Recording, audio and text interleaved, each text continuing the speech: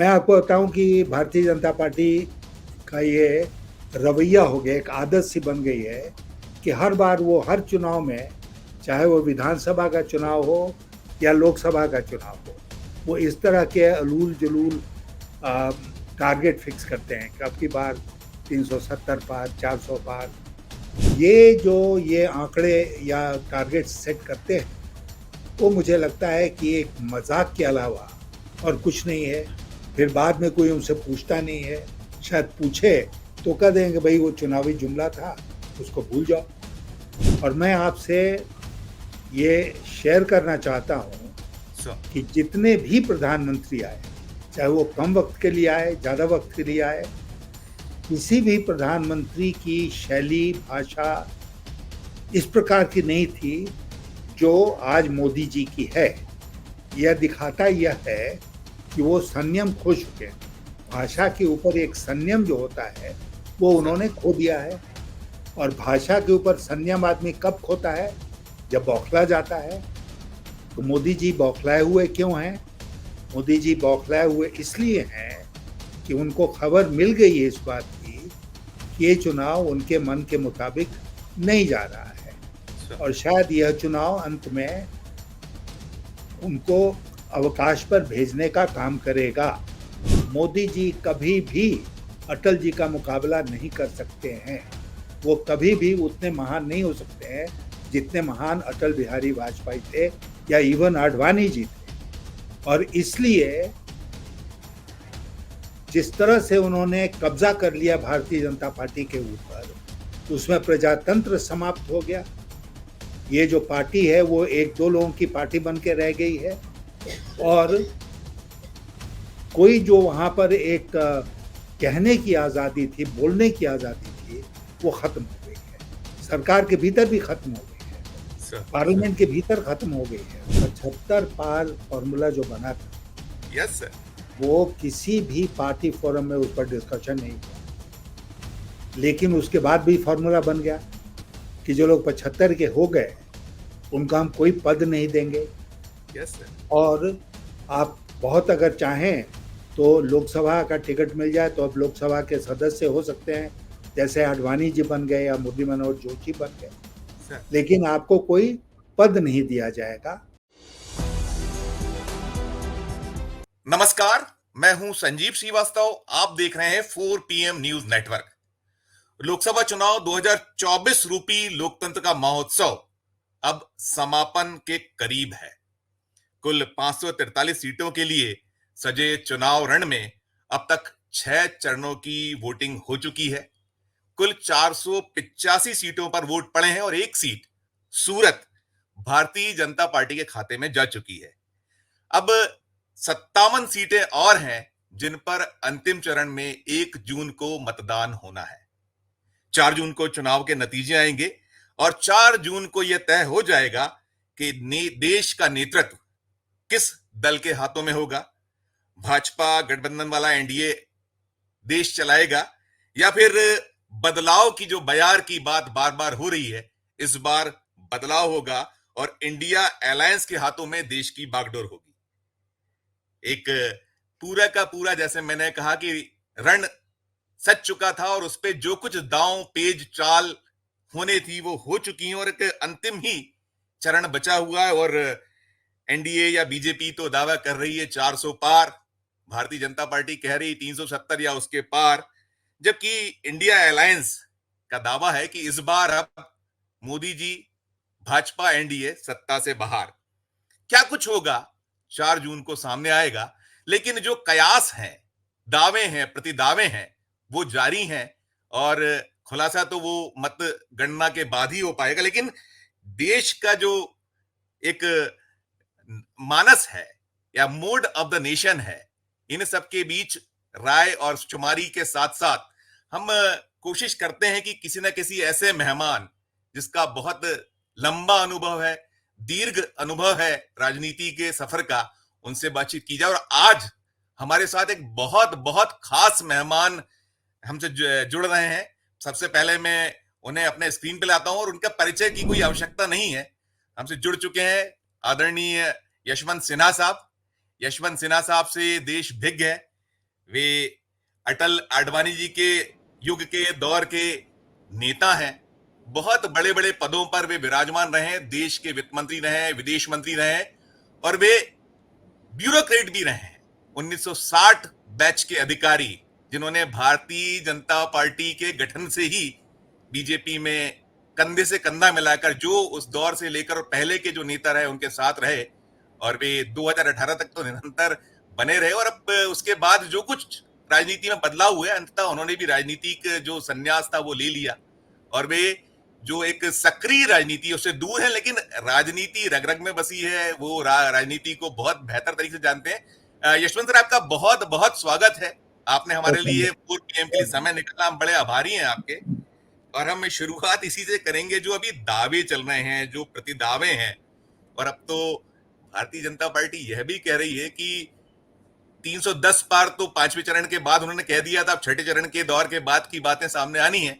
क्या कुछ आप जो नब्ज पर हाथ रखते हैं राजनीति की, आप जानते हैं, पहली प्रतिक्रिया आपकी क्या होगी आदरणीय यशवंत जी? मुझे हंसी आई। पहली प्रतिक्रिया जो है वो ये थी कि मुझे हंसी आई। अभी अभी मैं देख रहा था, किसी ने व्हाट्सएप पर एक मैसेज भेजा है कि अमित शाह ने कहा कि 310 का आंकड़ा हम ऑलरेडी पार कर चुके हैं, और 7वें चरण में हम 400 पार करेंगे। अब 7वें चरण में उतनी सीटें हैं ही नहीं कि वो 400 पार करेंगे। तो मुझे लगता है कि पड़ोसी देशों से सीटों को लेकर आंकड़े को ऊपर करना पड़ेगा, और संसद का जो उसकी जो स्ट्रेंथ है 542 की या 44 की, उसको हम लोग 600-700 पर ले जाएं तो ये 370 और 400 का आंकड़ा पार कर लेंगे। मैं आपको बताऊं कि भारतीय जनता पार्टी का ये रवैया हो गया, एक आदत सी बन गई है कि हर बार वो हर चुनाव में, चाहे वो विधानसभा का चुनाव हो या लोकसभा का चुनाव हो, वो इस तरह के अलूल जलूल टारगेट फिक्स करते हैं कि अब की बार 370 पार, 400 पार। मैं आपको 2-3 उदाहरण देता हूँ।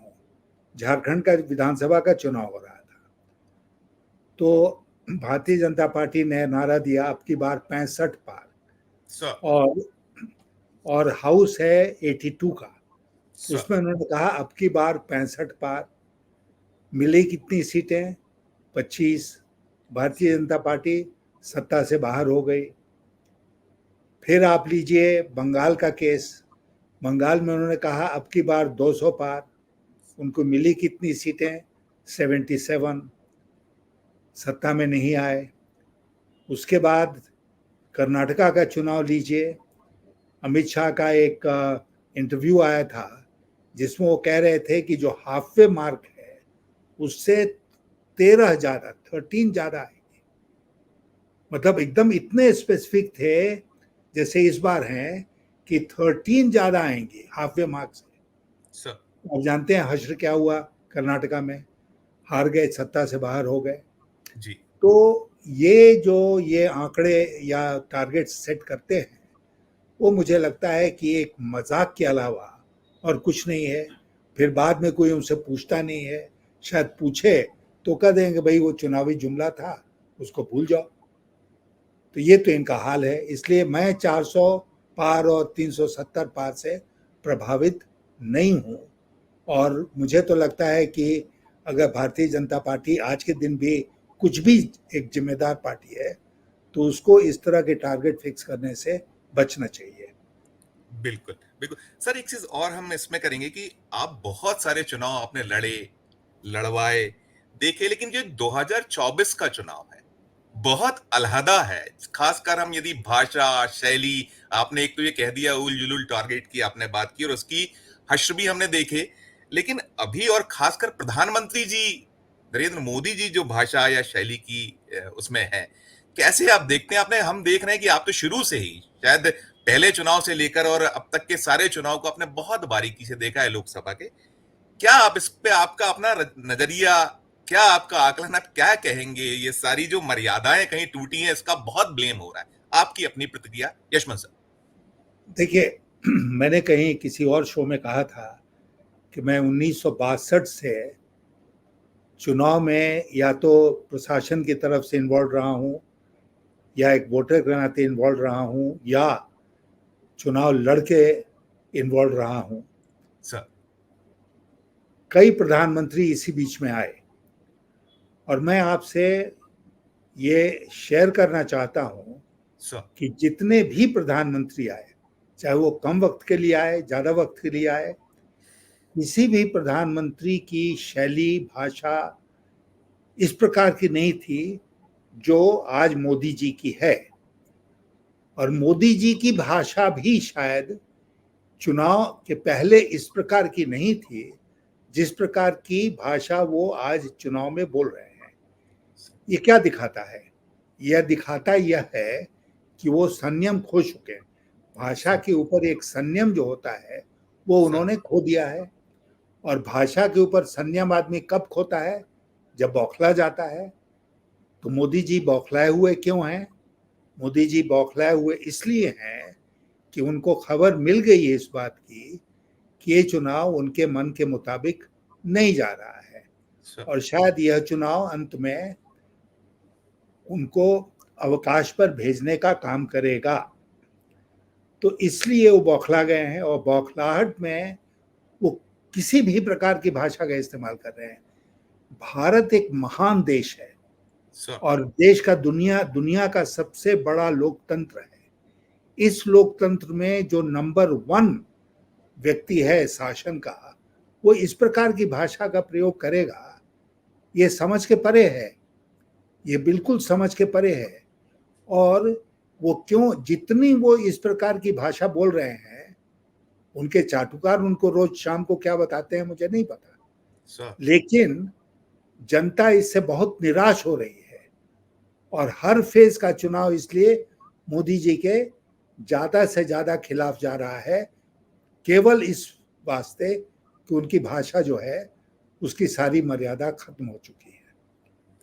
बिल्कुल बिल्कुल, आपने भाषा और मर्यादा, हमने देखा कि पाकिस्तान, मुस्लिम, भैंस खोल ली जाएगी, अनाज और घर की दीवारों का एक्सरे किया जाएगा, जो आपने कहा कहाँ कहाँ क्या क्या चीजों, और फिर मंगलसूत्र चूड़ियां, मंगलसूत्र से मुजरा, मुजरा भी आ गया सर, मुजरा भी आ गया, मुजरे तक की भी। मुजरा कैसी ये भाषा हुई? आप क्या वो आप कहते हैं तो मतलब आप तो बहुत निकट लोगों में रहे, आपने उनको कहीं राजनीति में जब वो मुख्यमंत्री होते थे गुजरात के, और मुझे ध्यान है कि जब बातें आई थी कि उन्हें प्रोजेक्ट किया जा रहा था, उसमें आप भी शामिल थे, आपने भी कहीं उन्हें कहा था, आपने कहीं उनको प्रोजेक्ट किया था कि नहीं, इनको प्रधानमंत्री पद के लिए प्रोजेक्ट किया जाना चाहिए, ऐसा मुझे ध्यान आता है, मैंने बयान जो पढ़े हैं।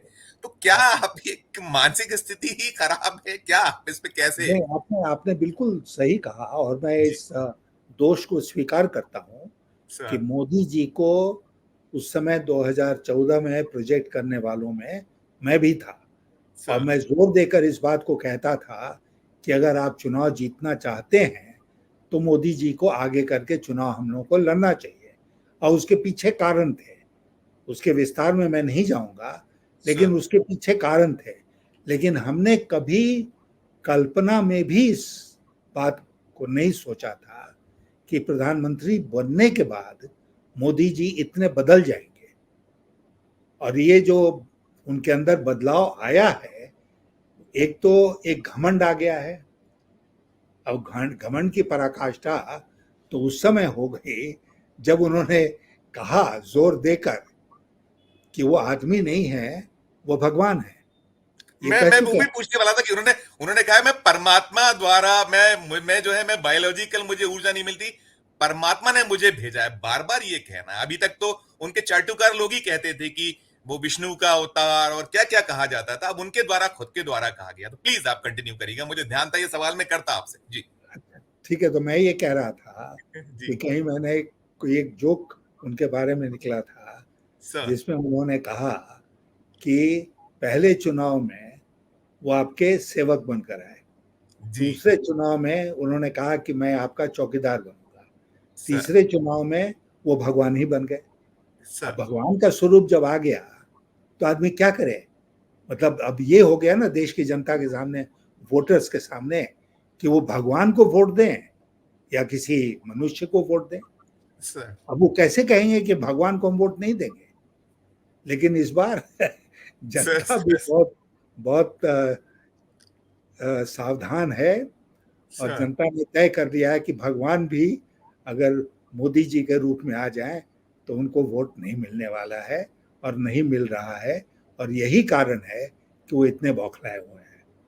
सर सर एक चीज और भी है सर कि हमने ये पाया है कि जब सत्ता में रहते हैं आप और सतत सत्ता में हैं, 10 साल आपको हो गए, आपका एक रिपोर्ट कार्ड होता है।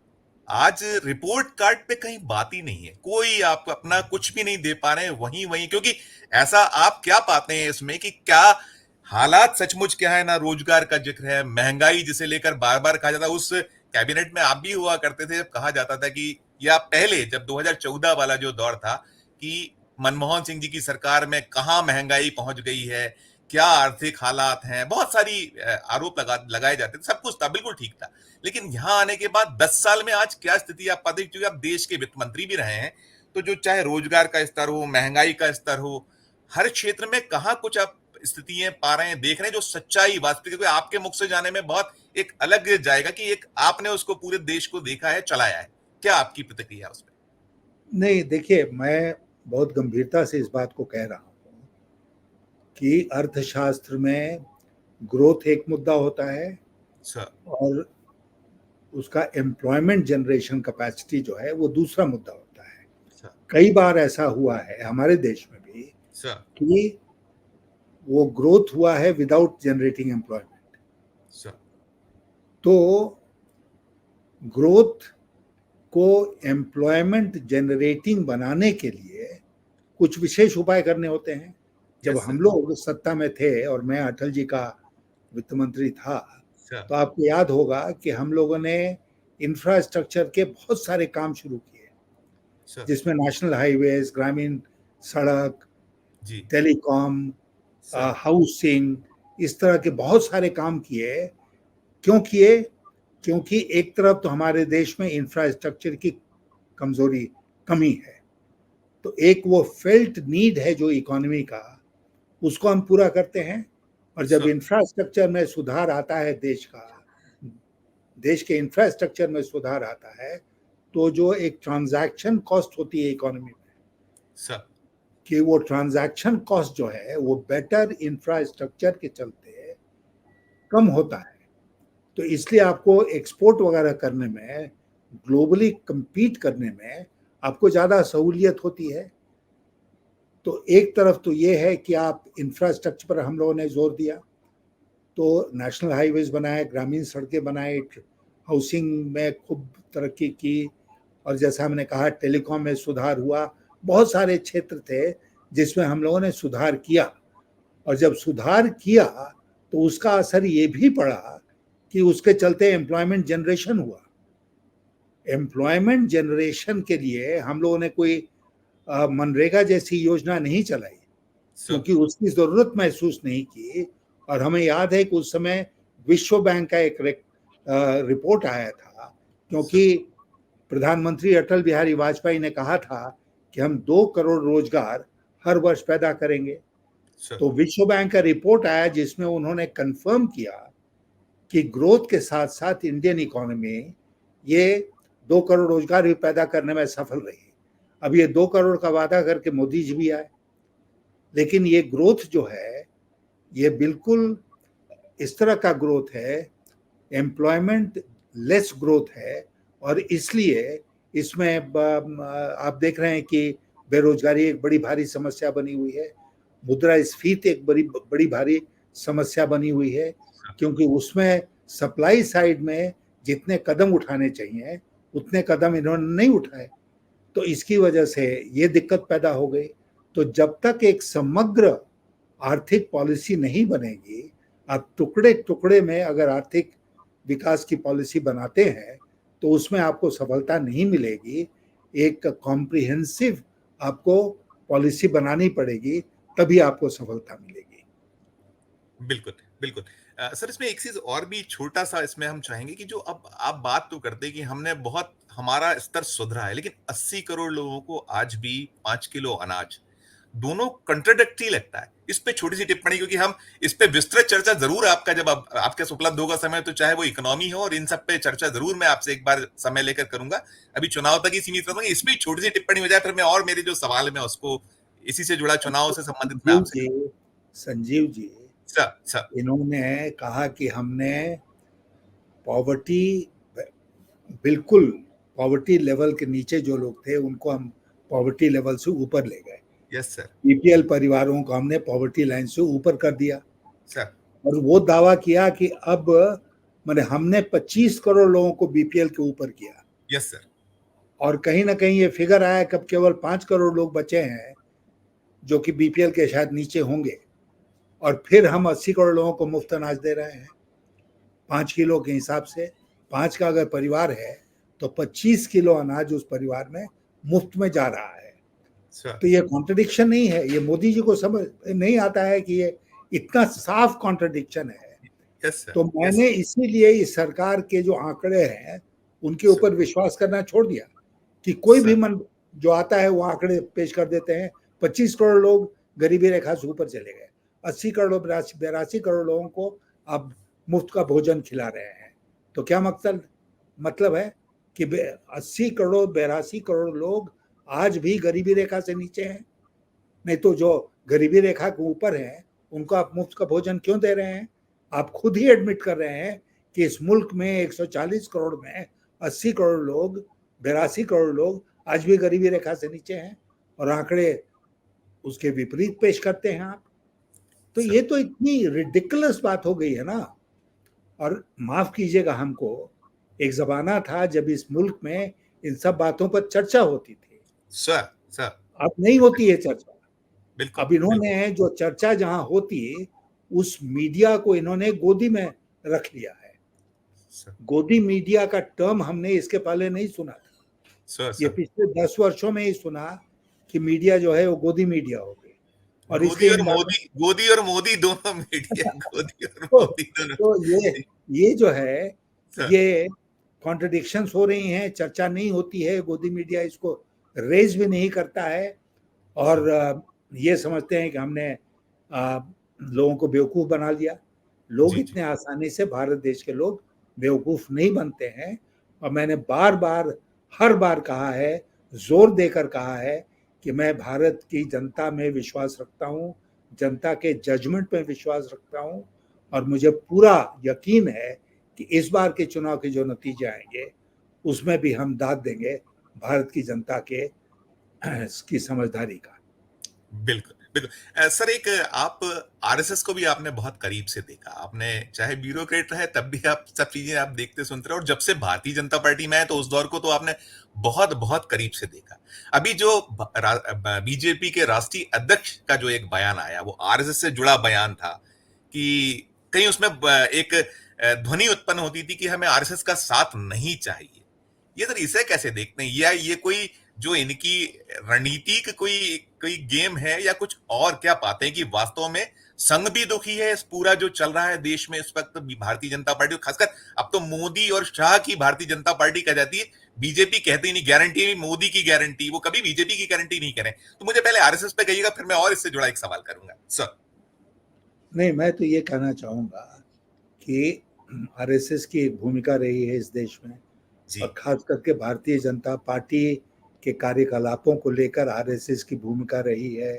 मैं नज़दीक से इस बात को जानता हूँ। जब मैं भारतीय जनता पार्टी में आया और ये माना गया कि मैं अर्थशास्त्र के बारे में कुछ जानता हूँ, तो अक्सर संघ और भारतीय जनता पार्टी के बीच में जो चर्चाएं होती थी उसमें मुझे भी बुलाया जाता था और हम लोग बातचीत करते थे, खुलेआम बातचीत होती थी। और अगर कोई डिफरेंस होता था, डिफरेंस ओपिनियन, तो ये होता था कि भाई ठीक है, आपका ये विचार है, हमारा ये विचार है। और जब सरकार में आए, अटल जी की सरकार बनी 98 में, मैं वित्त मंत्री बना, तो उस समय भी संघ के साथ संपर्क था और संघ के विचारों को मैं सुनता था, कोशिश करता था कि जहाँ तक मैं अकोमोडेट कर सकूँ उनको पॉलिसी में, उसमें मैं करूँ। तो संघ का और बीजेपी का, चाहे बीजेपी सरकार में हो या सरकार के बाहर हो, एक एक रिलेशनशिप था। सर वो रिलेशनशिप आज के दिन खत्म हो गया है, क्योंकि शायद अटल जी ने सर्व संघचालक जो थे उनसे कभी अपने को बड़ा समझा या नहीं समझा मैं नहीं बता सकता हूँ, लेकिन मोदी जी तो निश्चित रूप से अपने को उनसे बड़ा समझते हैं, तो उनकी भी बात क्यों सुने। तो इसीलिए मैं व्यक्तिगत रूप से मैंने महसूस किया इस चुनाव में कि सर संघ ने अपने को दूर रखा हुआ है चुनाव से, और कहीं संघ की भूमिका चुनाव में नजर नहीं आई हमको। बड़ी बात है, बड़ी बात है सर। सर एक चीज और भी देखिए, आप तो अटल अडवाणी जी की बीजेपी दौर वाले आप नेता हैं, और आपने मोदी शाह का युग भी देखा है।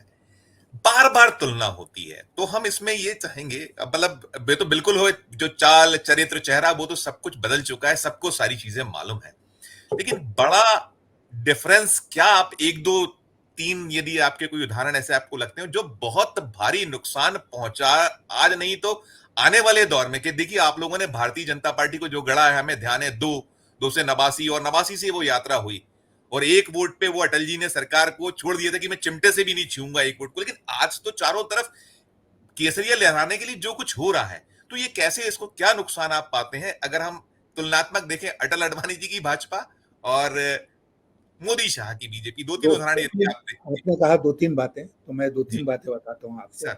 नंबर एक, अटल आडवाणी का जो भाजपा थी, सर। वो एक प्रजातांत्रिक तरीके से चलने वाली भाजपा थी। सर बड़ी बात है। अटल आडवाणी जी अध्यक्ष थे भारतीय जनता पार्टी के, जी और उस समय नियम ये था कि राष्ट्रीय कार्य समिति के जो भी सदस्य हैं शहर में, वो सर। रोज सुबह 11 बजे आडवाणी जी के कक्ष में मिलेंगे। तो जो लोग होते थे शहर में वो आते थे, आडवाणी जी भी आते थे, उनके कमरे में बैठक होती थी दिन भर, और जो चर्चा में बातें हैं वो आती थी। और उसके बाद जो प्रवक्ता थे, जैसे मैं प्रवक्ता था, तो बताया जाता था कि भैया ये मुद्दे आज इम्पोर्टेंट हैं, इस पर आप आज बोलिएगा। तो मैं जाकर सर। बोलता था उन मुद्दों पर। जी। वो एक प्रजातांत्रिक ढंग से पार्टी फंक्शन कर रही थी। Yes sir. सरकार जब अटल जी की बनी 98 वाली सरकार, यस सर। तो यस सर। वो भी बिल्कुल प्रजातांत्रिक ढंग से चलती थी। मैं सर। तो वित्त मंत्री था, मेरी जो जिम्मेदारी थी वो बहुत सारे जो प्रस्ताव दूसरे मंत्रालयों के आते थे उसका विरोध करना मेरी जिम्मेदारी थी, जी जी और मैं जी। विरोध करता था वित्त मंत्री सर। के हैसियत से। सर। लेकिन अटल जी ने एक बार भी हमसे नहीं कहा कि आप क्यों विरोध करते हो, आप मत विरोध करो। तो मुझे अपना काम करने में कहीं दिक्कत नहीं हुई, और कैबिनेट की मीटिंग में भी प्रजातंत्र प्रिवेल करता था। वहां पर एक आदमी का शासन नहीं था, प्रधानमंत्री जी का आदर सब लोग करते थे, लेकिन सब लोग स्वतंत्र थे अपनी राय रखने का, कैबिनेट मीटिंग्स में भी। तो ये दूसरा था प्रजातांत्रिक। तीसरा, जैसे आपने कहा कि अटल जी बहुत बड़े नेता थे, लेकिन कभी भी ये नहीं हुआ कि अटल की गारंटी, अटल की सरकार, अटल का ये, अटल का वो, जैसे आज हो गया है। Yes sir. Modi yes. Ji Modi ji कभी भी अटल जी का मुकाबला नहीं कर सकते हैं। वो कभी भी उतने महान नहीं हो सकते हैं जितने महान अटल बिहारी वाजपेयी थे, या इवन आडवाणी जी थे। और इसलिए जिस तरह से उन्होंने कब्जा कर लिया भारतीय जनता पार्टी के ऊपर, उसमें प्रजातंत्र समाप्त हो गया। ये जो पार्टी है वो एक दो लोगों की पार्टी बन के रह गई है, और कोई जो वहां पर एक कहने की आज़ादी थी, बोलने की आज़ादी थी, वो खत्म हो गई है। सरकार के भीतर भी खत्म हो गई है, सर। सर। पार्लियामेंट के भीतर खत्म हो गई है। पार्लियामेंट के मेंबर्स बीजेपी के हमको मिला करते थे, वो कहते थे कि साहब क्या मजाल है कि आप लोगों के टाइम में जो पार्लियामेंट्री पार्टी की मीटिंग्स में चर्चा होती थी, वो चर्चा थोड़ी होती है आज के दिन। हम यस लोग सर। यस। जाते हैं उधर से, अमित शाह और मोदी जी बोलते हैं, नड्डा जी बोलते हैं, हम लोग सुनते हैं, वापिस आ जाते हैं। कोई सवाल ही नहीं है किसी प्रश्न को उठाने का। और मैं आपको अनेक उदाहरण दे सकता हूं कि पार्लियामेंट्री पार्टी की मीटिंग जो हर ट्यूसडे को होती है, उसमें कई बार मैंने मुद्दे उठाए और उस पर सर। तुरंत एक्शन हुआ, सर। तुरंत एक्शन हुआ। तो ऐसा नहीं था कि आप बिल्कुल असहाय महसूस कर रहे हैं, नहीं। हम लोग सब एज मेंबर्स ऑफ पार्लियामेंट अपने को मजबूत मानते थे और ये था कि हमारी बात सुनी जाएगी पार्टी के भीतर, जो सर अब नहीं है। बिल्कुल बिल्कुल। सर एक देश बड़ा उत्सुक रहता है, आप चूंकि आप तो बहुत अंदर रहे हैं, जो इनका युग आने के बाद, मोदी शाह का युग आने के बाद, एक 75 पार वाली जो बात थी, 75 के बाद मार्गदर्शक मंडल में भेज दिए जाने की बात, क्योंकि अब फिर से वो मसला मामला कहीं उठ रहा है, विरोधी दल उठा रहे हैं, वो कह रहे हैं कि अब 75 के होने जा रहे हैं मोदी जी, तो जैसा पहले के लोगों को, तो तत्काल उस पर कंट्रोडक्शन आया अमित शाह जी की ओर से, ना केवल वो 75 अभी 2029 तक, बल्कि 2029 के बाद भी वो प्रधानमंत्री ने, ये राजनाथ सिंह जी ने भी कहा है, और 75 को लेकर वो अमित शाह जी की ओर से भी आया। तो ये क्या कुछ रहा है, कोई 75 पार वाला कोई फार्मूला बना था, कुछ हुआ था? इस पे थोड़ा सा, अगर दिलचस्प सी एक बात है, इस पे कुछ आप बता सके तो प्लीज बताइए दर्शकों को। देखिए, 75 पार फॉर्मूला जो बना था, यस सर। वो किसी भी पार्टी फोरम में उस पर डिस्कशन नहीं हुआ, लेकिन उसके बाद भी फॉर्मूला बन गया कि जो लोग 75 के हो गए उनको हम कोई पद नहीं देंगे, यस सर। और आप बहुत अगर चाहें तो लोकसभा का टिकट मिल जाए तो अब लोकसभा के सदस्य हो सकते हैं, जैसे आडवाणी जी बन गए या मुरली मनोहर जोशी बन गए, सर लेकिन आपको कोई पद नहीं दिया जाएगा क्योंकि आप 75 के पार हैं, और आपको कुछ लोगों को मार्गदर्शक मंडल में। ये फार्मूला सर कुछ धरातल पे कैसे था, इसका थोड़ा सा और तफसील से बताइएगा, बड़ा देखिए, ये दिलचस्प जी। मैंने जैसे आपसे कहा कि ये फॉर्मूला कहीं किसी पार्टी फोरम में डिस्कस नहीं हुआ, ओके। लेकिन हवा में बात उड़ी कि यस सर। मोदी जी जो हैं वो 75 पार के लोगों को तरजीह नहीं देने वाले हैं। और मैं आपको सच्चाई बताऊं तो जी जी। 2014 का चुनाव मैंने इसलिए लड़ने से इनकार कर दिया कि मैं 75 की उम्र पहुंच चुका था, और ओके। हाँ, और जब ये मीटिंग हो रही थी चुनाव समिति की, राजनाथ सिंह अध्यक्ष थे, यस सर। तो वो इस बात को डिनाई नहीं कर सकते हैं कि वहां से उन्होंने हमको फोन किया और उन्होंने ये कहा कि यशवंत जी आप एक बार चुनाव और लड़ लीजिए, 2014 का सब लोग चाहते हैं कि एक बार आप और लड़ लीजिए, और मैंने उनको फर्मली मना कर दिया कि मैं चुनाव नहीं लड़ूंगा 2014 का। तो इस तरह चुनावी राजनीति से मैंने अपने को किनारे कर लिया। क्यों? क्योंकि इन लोग की जो फिलॉसफी थी वो ये थी कि सर आप 75 के हो गए तो आप ब्रेन डेड हो गए, आप ब्रेन डेड हो गए, 75 का मतलब आप ब्रेन डेड, किनारे हो जाइए, हाँ, घर सर में बैठ बैठ जाइए, और मुंह से लार टपक रहा है तो टपकने दीजिए। आप, आपके अंदर कोई भी शक्ति नहीं बची, न फिजिकल न मेंटल। और मैं अगर आज 88 साल का हूं और मैं अगर आपसे बात कर रहा हूं तो इसी बात को प्रूफ करने के लिए कि 75 साल में आदमी ब्रेन डेड नहीं होता है, सर 88 साल में भी आदमी ब्रेन डेड नहीं होता है। बिल्कुल बिल्कुल तो बिल्कुल। इन लोगों ने सोच लिया। यस सर, लेकिन खुद पे शायद लागू नहीं होगा ऐसा लगता है, जो निकल कर आया, जो बात थी नहीं लागू, दूसरों के लिए कुछ और अपने लिए कुछ फार्मूले बिल्कुल इस तरीके बिल्कुल, के। यही तो इनका तरीका रहा है ना, कि सर दूसरों के लिए कोई नियम बना दो जो अपने ऊपर कभी लागू ही नहीं होगा। Sir sir. नहीं तो अगर मोदी जी में जरा भी आ, सलीका है तो उनको कहना चाहिए मैं 75 की उम्र में पहुंचूंगा तो मैं भी रिटायर हो जाऊंगा जैसे बाकी लोग, या मैं लोकसभा का मेंबर बन के रहूंगा, मैं कोई पद नहीं लूंगा। वैसे पद तो ऐसे भी छूट ही रहा है इस चुनाव के बाद। जी जी बिल्कुल। सर एक और बड़ा सवाल है कि ये लोग बार बार बात करते रहे कांग्रेस मुक्त भारत, लेकिन सर आज कांग्रेस युक्त भारतीय जनता पार्टी हो गई है। इसे कैसे देखते, कितना नुकसान, चूंकि आप पहले रहे हैं, भले ही आज आप तटस्थ हैं, नहीं है उस दल में, लेकिन ये चूंकि आपने उसको बड़े अपने खून पसीने से सींचने वालों में आप भी एक माली रहे उस पूरी बगिया को, जो आज दरख्त एक सुंदर सा बना हुआ है। तो इसको लेकर क्या महसूस करते हैं? कहीं ना कहीं दर्द तो होता होगा कि, और देखिए सबसे खास है कि आपने जिनको गालियां देते हैं खुलेआम मंचों से, मोदी जी ने कहा 80,000 करोड़ का भ्रष्ट, वो आपके साथ, मतलब ये भी एक अजीब सी विडंबना है कि आपका ना खाऊंगा ना खाऊंगा, फॉर्मूले क्या है? इस पे भी थोड़ी सी टिप्पणी आपकी यशवंत सर, देखिए, मैं 2 3 4 आप सवाल में खत्म कर दूंगा, आपका समय बड़ा कीमती है, मैं क्षमा चाहते हुए। जी आपने अभी कुछ देर पहले कहा था जी। कि अटल बिहारी वाजपेयी की सरकार पार्लियामेंट में एक वोट से हार गई थी। बिल्कुल बिल्कुल। एक वोट से हारी थी ना। आ रही थी सर, यस और सर, यस सर। उसके बाद अटल जी ने फेमसली कहा था कि मंडी सजी हुई थी, मंडी में माल भी था, यस माल सर, बिकाऊ भी था, लेकिन हमने खरीदना उचित नहीं समझा। वो बिल्कुल अटल जी ने जो मॉरल स्टैंडर्ड, एक नैतिकता के स्तर का परिचय दिया, वो आज भारतीय जनता पार्टी में कहाँ है? भारतीय जनता पार्टी से आज मोरालिटी और नैतिकता के दृष्टिकोण से जितने नीचे के स्तर पर भारतीय जनता पार्टी आज के दिन फंक्शन कर रही है, सर। उसको देखकर मेरे जैसे व्यक्ति को, जो पार्टी छोड़ चुका है, शर्म आती है।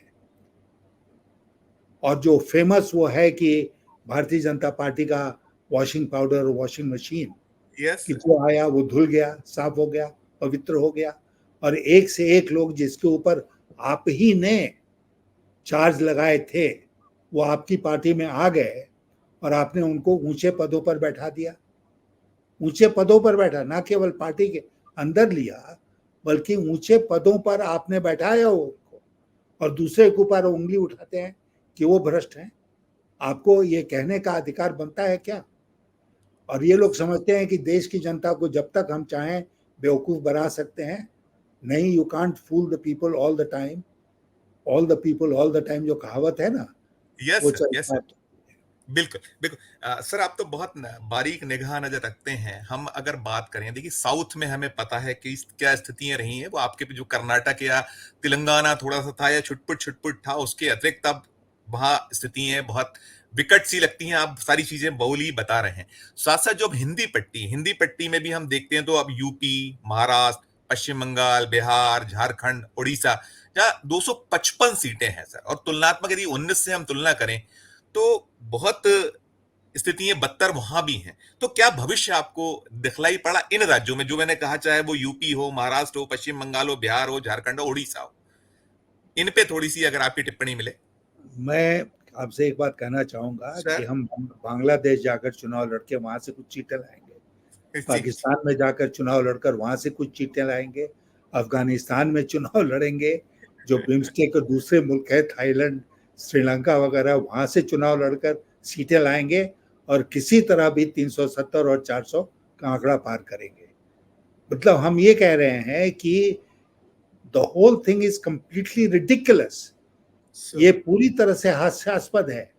सर। अब तो एक चरण बचा है, यस और सर। वहां ना कोई अरिथमेटिक दिखा रहा था कि आप 310 पर पहुंच गए और कहते हैं 370 पर जाएंगे। उतनी सीटों में तो चुनाव ही नहीं हो रहा है। जी जी जी जी। सेवंथ फेज में जी उतनी जी। सीटों पर चुनाव नहीं हो रहा है, और आप कह रहे हैं 400 पार। और आप सर। समझते हैं कि देश की जनता इतनी बेवकूफ है कि आप कुछ भी बोलेंगे तो वो लोग उसको स्वीकार कर लेंगे। ऐसा एक चीज और आई है हम इसमें, जैसे प्रधानमंत्री जी ने जो कहा है कि हम तो सूपड़ा साफ कर रहे हैं विपक्ष का, विपक्ष बहुत से राज्यों में खाता भी नहीं खोल पाएगा, और 4 जून के बाद वो ईवीएम का रोना रोएगा। ये जो प्रधानमंत्री जी का मंचों से कहना कि ईवीएम का रोना रोया जाएगा, इस पर आपकी क्या नहीं टिप्पणी नहीं, वो तो होगी? क्योंकि भविष्य, वो भविष्यवाणी कर रहे हैं ना। Yes sir, yes sir. वो तो भगवान ही हैं, जब तो भविष्यवाणी तो कर ही सकते हैं। Yes sir, yes sir. स्वयं भगवान ही अवतरित हो गए भारत देश में एक बार फिर अवतार लेकर। जी जी। तो कुछ भी कह सकते हैं। सबको उनको पता है कि वो 40 सीट के नीचे कांग्रेस पार्टी को आएगा, और उसके बाद वो ये रोना रोएंगे। ये आज के दिन उनको पता है, यस और सर। इससे वो भविष्यवाणी कर रहे हैं, करने दीजिए। वो 4 जून, 3 जून तक वो मगालते में रहेंगे। 4 जून को उनकी आंख खुलेगी, दूध का दूध और पानी का पानी देश की जनता कर देगी, और तब उसके बाद देखिए उनका क्या एक्सप्लेनेशन आता है। जी जी। नहीं सर, मैंने ये सवाल इसलिए भी किया था कि ये जो कहीं ना कहीं थोड़ी सी शंकाएं कुशंकाएं, चाहे ईवीएम हो या इलेक्शन कमीशन ऑफ इंडिया का रोल, तो अभी हम मतलब बहुत इससे बदतर, जैसा प्रधानमंत्री जी की भाषा शैली भाषण, मुझे लगता है शायद आपने पूरे चुनाव को बहुत नजदीक से देखा है, आप उसके हिस्सा रहे हैं, आप एज ए जो ब्यूरोक्रेट के नाते आपने उसको किया है। तो इलेक्शन कमीशन ऑफ इंडिया का रोल तो इस बार मतलब लगता है कि सारे हदें पार कर चुका है, कुछ नहीं कर पा रहा। तो इसमें जो बेईमानी की कहीं शंका कुशंका पैदा की जाती है, और ये जो कहना कि ईवीएम का रोना रोई, इनमें कहीं कुछ तारतम्य देखते हैं कि ऐसी भी कोई संभावनाएं हो सकती हैं, ऐसा कुछ हो सकता है, इलेक्शन ऐसे कोई मैनिपुलेट किया जा सकता है? इस पे आपकी टिप्पणी। ईवीएम देखिए, मैं जब चुनाव लड़ता था ना, यस सर। तो ईवीएम बंद होता था, सील किया सर जाता था, सर और उसके बाद एक फॉर्म 17C होता है, और मैं अपने बूथ एजेंट को बोलता था कि भाई आप फॉर्म 17C जरूर कलेक्ट करो और शाम तक हमारे यहाँ पहुंचाओ। और मेरे यहाँ 90% फॉर्म सी आ जाते थे चुनाव के समाप्त होने के बाद उसी दिन शाम को।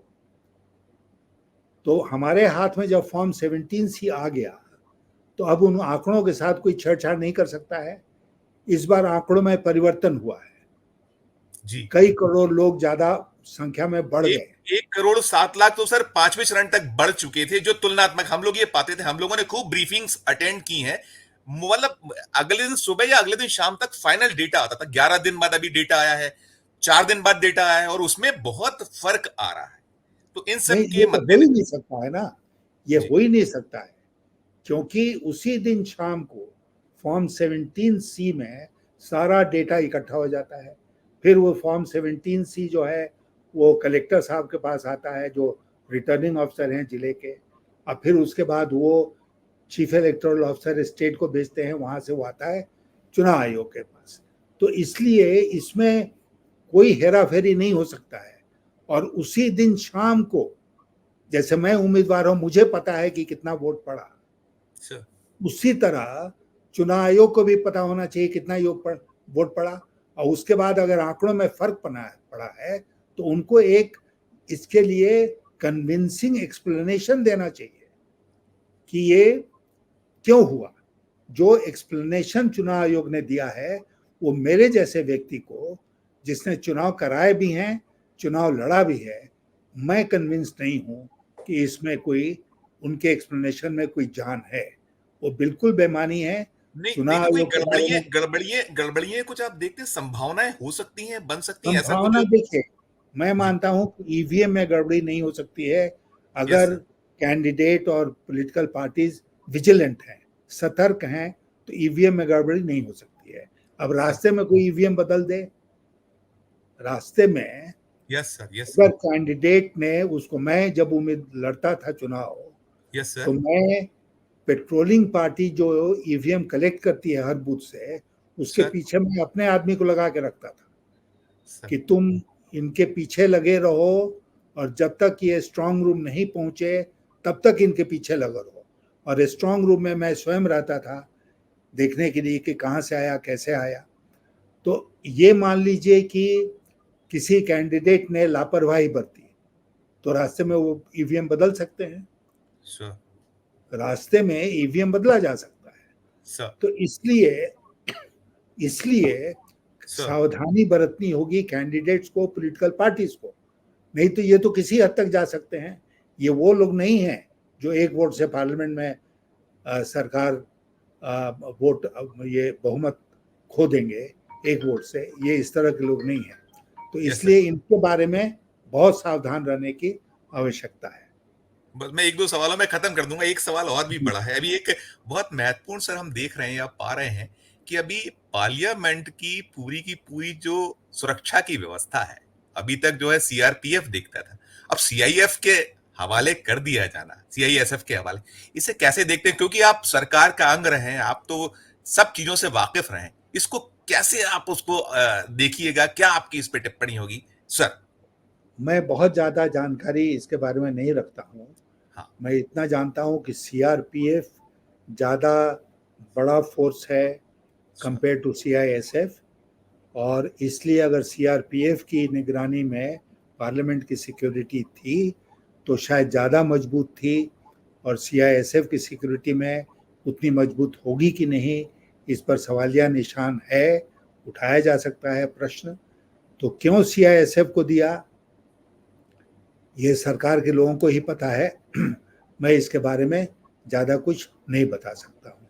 सर मैं आपसे आखिरी सवाल करूंगा कि जो यशवंत सिन्हा जी का दीर्घ अनुभव है, बहुत चुनावों के वो बहुत उसकी बारीकियों से विज्ञ हैं, तो सिन्हा साहब का एग्जिट पोल, एग्जैक्ट पोल, वो इस 2024 के नतीजों को लेकर क्या संभावनाएं आप देख पा रहे हैं सर?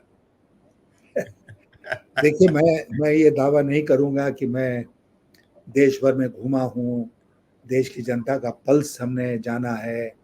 सर। लेकिन इतना ज़रूर कहूँगा कि बहुत लोगों से बातचीत होती रही है, यस सर, उनके यस सर। विभिन्न भागों में, और मुझे लगता है कि इस बार हवा पलट गई है।